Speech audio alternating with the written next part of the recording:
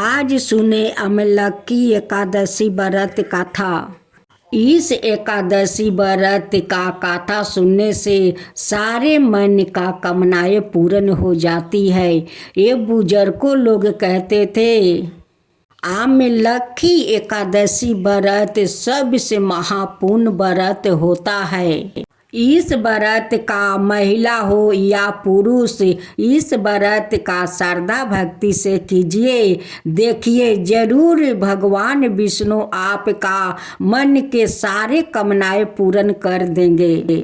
मनधाता बोले कि हे वशिष्ठ जी, यदि आपकी मुझ पर कृपा है तो किसी ऐसा व्रत की कथा कहिए जिससे मेरा कल्याण हो।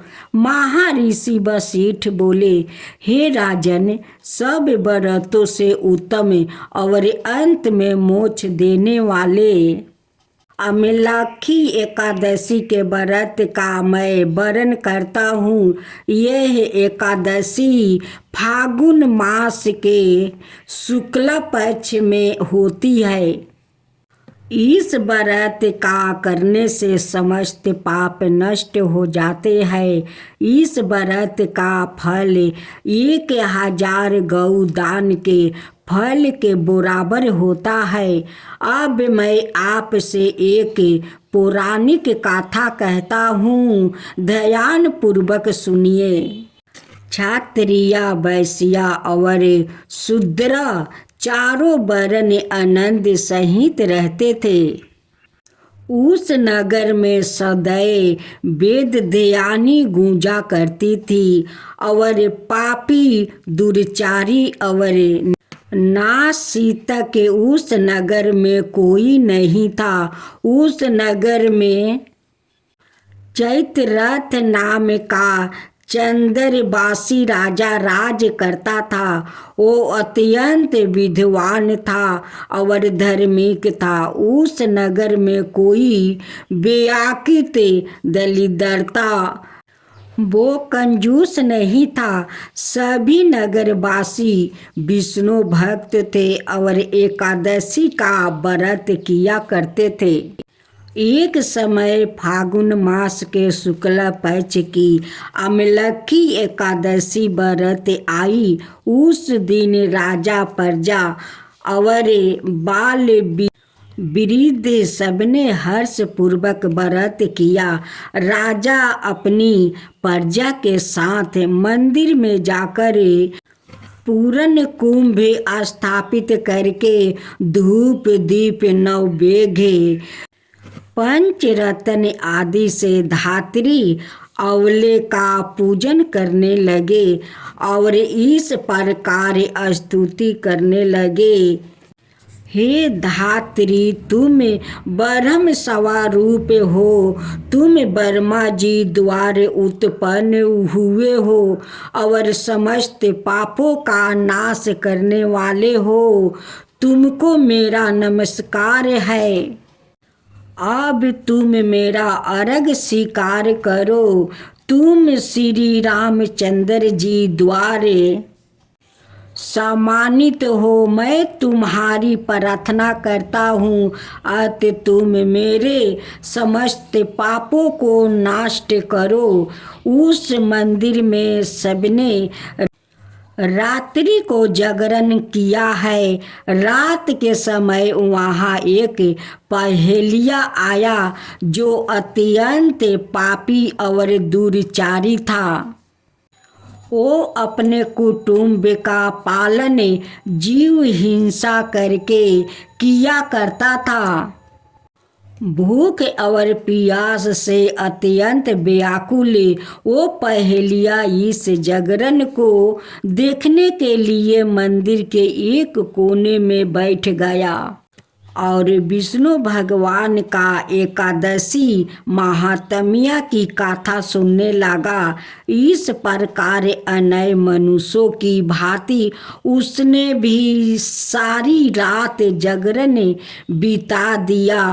प्रातःकाल होते ही सब लोग अपने अपने घर चले गए तो पहेलिया भी अपने घर चला गया। घर जाकर उसने भोजन किया। कुछ समय बीतने के पश्चात उस पहेलिया की मृत्यु हो गई, मगर उस अमलखी एकादशी के व्रत और जागरण से उसने राजा विदरथ के घर जन्म लिया। उसका नाम बसूरथ रखा गया।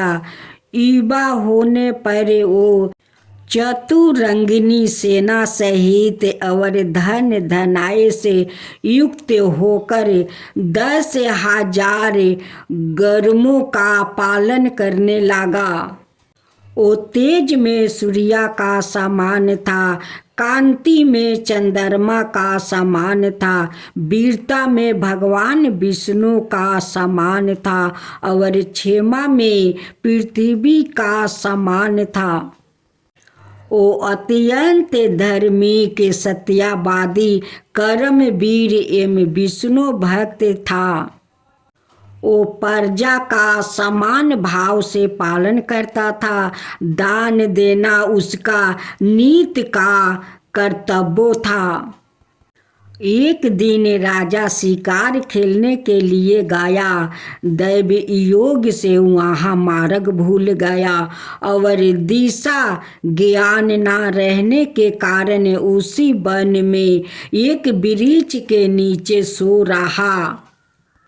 थोड़ी देर बाद पहाड़ी मलेच्छ वहाँ पर आ गया और राजा को अकेला देखे मारो मारो शब्द कहते हुए राजा की ओर दौड़े। मलेच्छ कहने लगे कि इस दुष्ट राजा ने हमारे माता पिता, पुत्र, पौरपुत्र आदि अनेक संबंधियों को मारा है और देश से निकाल दिया है। अत इसको अवश्य मारना चाहिए। ऐसा कह कर वो मलेच्छ उस राजा को मारने दौड़ा और अनेक प्रकार के अस्त्र शस्त्र उसके ऊपर फेंका। वो सब अस्त्र शस्त्र राजा के शरीर पर गिरते ही नष्ट हो जाता और उनका बार पुष्पा का समान प्रतीत होता।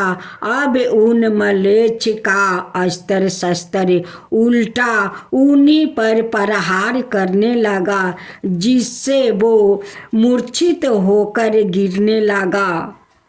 उसी समय राजा का शरीर से एक दिव्य स्त्री उत्पन्न हुई। वो स्त्री अत्यंत सुंदर होती हुए भी उसकी भूर किरीटी टेढ़ी थी। उसकी आंख से लाल लाल अग्नि निकल रही थी, जिससे वो दूसरों काल के समान प्रतीत होती थी।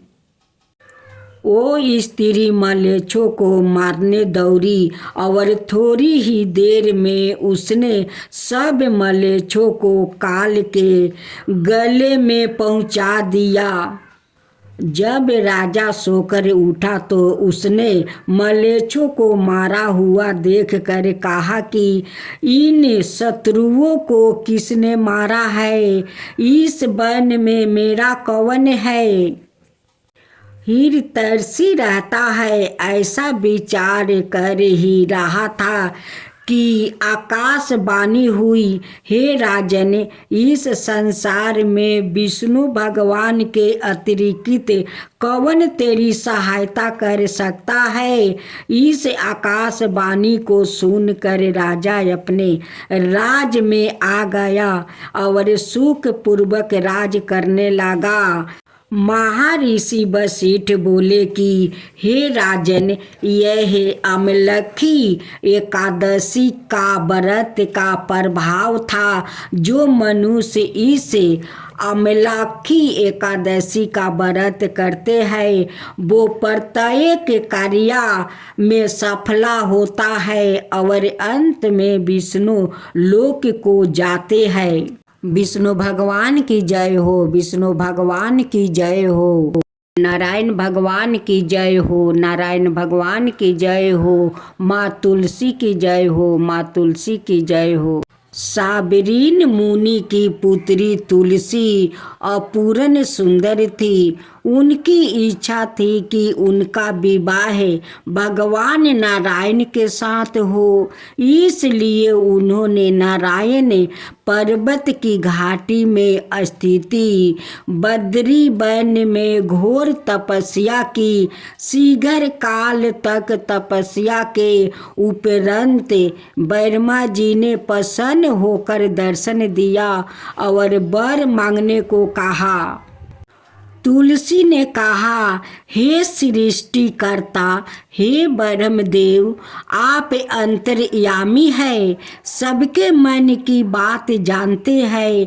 फिर भी मैं अपनी इच्छा बताती हूँ। मैं चाहती हूँ कि भगवान श्री नारायण मुझे पति रूप में मिले। ब्रह्मा ने कहा, तुम्हारा इच्छा तुम्हें अवश्य मिलेगा। अपने पुण्य जन्म में किसी अपराध के कारण तुम्हें श्राप मिला है। इसी प्रकार भगवान श्री नारायण के एक पार्षद को भी दानव कुल में जन्म लेने का श्राप मिला है। दानव कुल में जन्मे के बाद भी उसमें नारायण का अंश विद्यमान रहेगा। इसलिए इस जन्म में पूर्व जन्म के पाप के सामान के लिए संपूर्ण नारायण तो नहीं, नारायण के अंश से युक्त दानव कुल में जन्मे उस श्राप ग्रस्त प्रसाद से तुम्हारा विवाह होगा। श्राप मुक्त होने पर भगवान श्री नारायण सदा सर्वदा के लिए तुम्हारे पति हो जाएंगे। तुलसी ने ब्रह्मा के इस वर को स्वीकार किया, क्योंकि मानव कुल में जन्म के कारण उसे मायावी भोग तो भोगना ही था। तुलसी बद्री वन में ही रहने लगी। नारायण का वो प्रसाद दानव कुल में शंखचूड़ के नाम से पैदा हुआ। कुछ दिनों के बाद वो बर्मन करता हुआ बद्री वन में आया। यहाँ तुलसी को देखते ही वो उस पर मधुर हो गया। तुलसी के सामने उसने अपने साथ विवाह का प्रस्ताव रखा। इतने में ही वहाँ ब्रह्मा जी आ गए और तुलसी से कहा, तुलसी, शंखचूड़ को देखो, कैसा देवो में इसका स्वरूप है। दानव कुल में जन्म लेने के बाद भी लगता है जैसे इसके शरीर में नारायण का वास हो। तुम प्रस्ताव को हर्ष से स्वीकार कर लो। तुलसी को भी लगा कि उसकी तपस्या पूर्ण हुई, उसे इच्छित फल मिला है।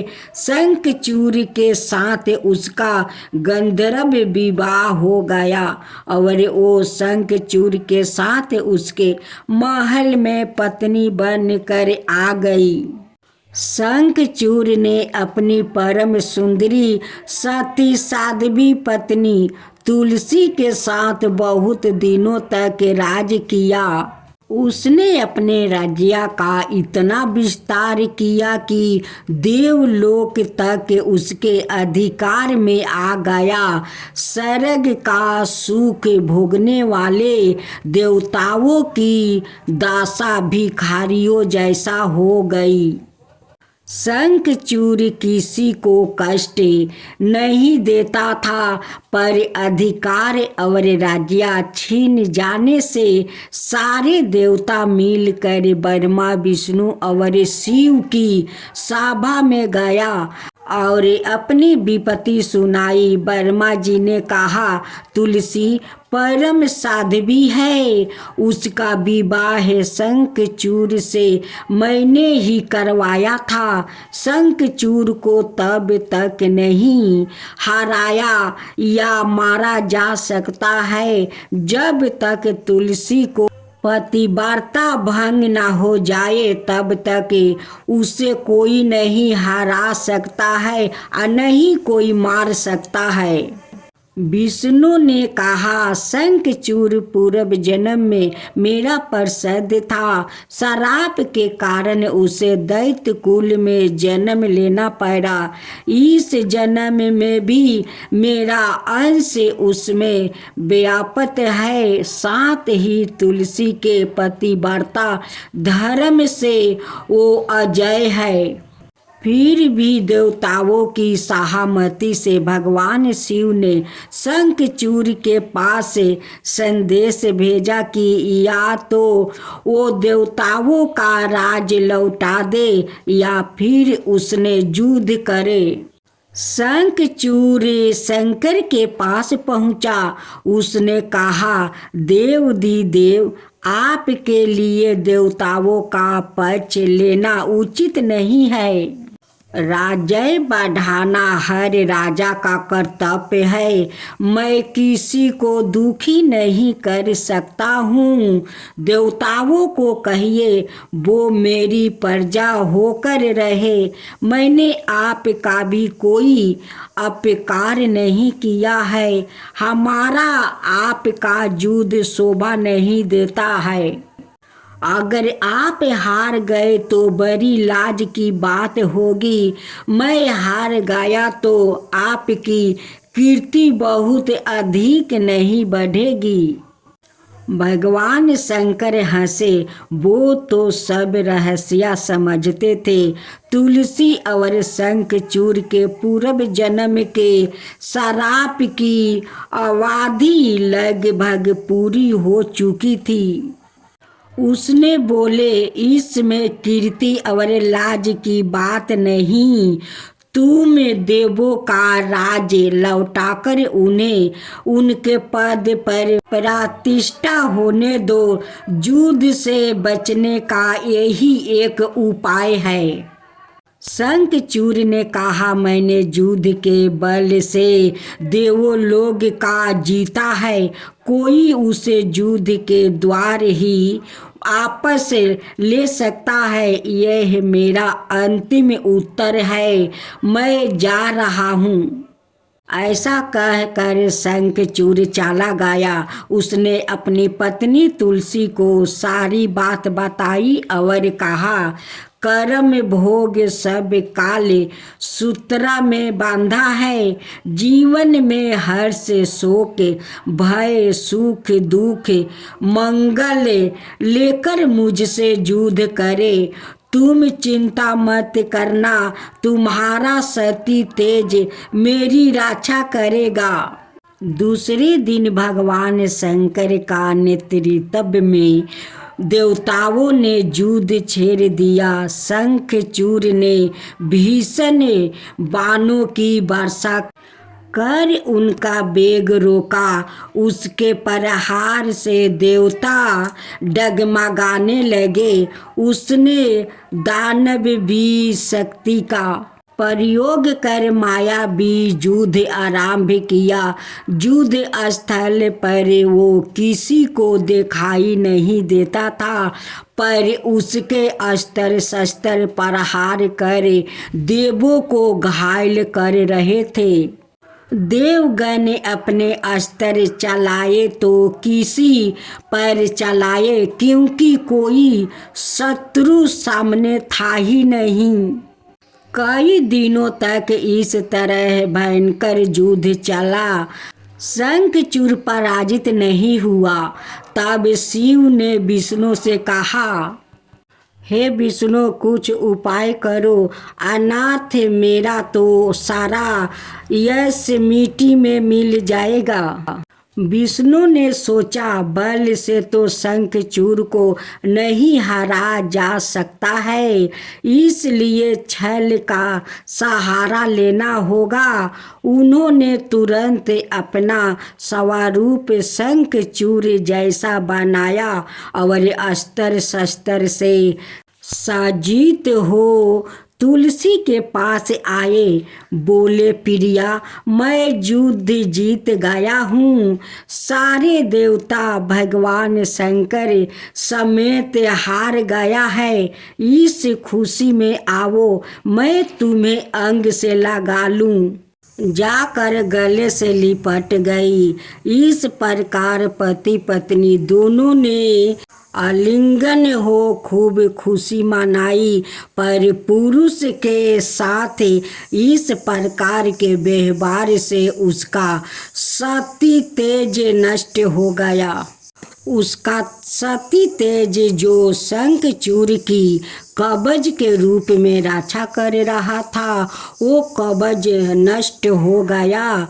शंखचूड़ शक्तिहीन हो गया। यह जानते ही भगवान शंकर ने अपने त्रिशूल से प्रहार किया। त्रिशूल के लगते ही शंखचूड़ जल कर भस्म हो गया। शंखचूड़ के मरने को जानकर विष्णु अपने असली स्वरूप में आ गया। सामने अपने पति शंखचूड़ के स्थान पर भगवान विष्णु को खड़ा देखा। तुलसी बहुत दुखित हुई। उसको पता लग गया कि सवाए नारायण ने उसके साथ छल किया है। क्रोध में आकर उसने श्राप दे दिया। एक सती स्त्री का पतिव्रता भंग करने के अपराध में तुम हृदयहीन पत्थर हो जाओ। विष्णु ने तुलसी का श्राप को सिरधारो कर कहा, देवी, तुम्हारे और शंखचूड़ के कल्याण के लिए मुझे ऐसा करना पड़ा। तुम दोनों का श्राप मुक्त करना था। तुम भी अब शरीर त्याग कर तुलसी बिरबा के रूप में जन्म लोगी और मेरी पूजा तुलसी दल से होगी। मैं शालिग्राम पत्थर बनूंगा। मेरे शीश पर तुम आदर से विराजमान रहोगी। तुम्हारे पति की हड्डियों से चूर्ण से शंख की उत्पत्ति होगी। उस शंख ध्वनि से देवताओं और मेरी पूजा आराधना होगी। जहाँ शंख ध्वनि होगी वहाँ मंगलमय मैं विराजमान रहूँगा। तुम्हारे पूर्व जन्म में बदरी वन में मुझे पाने के लिए बड़ी तपस्या की थी। अब अगले जन्म में मैं नारायण परास्तर के रूप में बद्रीनाथ वन में स्थापित हो जाऊंगी और मेरी पूजा अर्चना फल फूल से ना होकर तुम्हारे तुलसी दल से होगी। मेरे शीश पर विराजमान होकर तुम मुझसे भी ऊंचा पद प्राप्त करोगी।